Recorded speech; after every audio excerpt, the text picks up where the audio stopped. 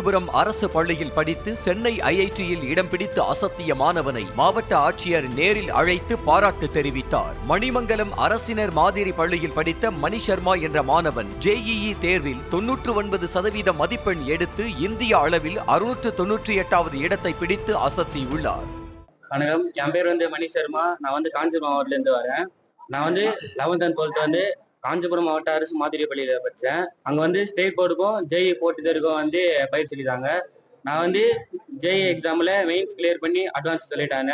அது நம்ம தமிழக பள்ளித்துறை அரசு பயிற்சி அளித்தாங்க. அதில் நான் தேர்ச்சி பெற்றதுனால இன்று இந்தியாவிலே முதன்மை பள்ளி நிறுவனமான IIT மெட்ராஸ்ல naval architecture and ocean engineering BTech படிக்க நான் தேர்ச்சி பெற்றுள்ளேன்.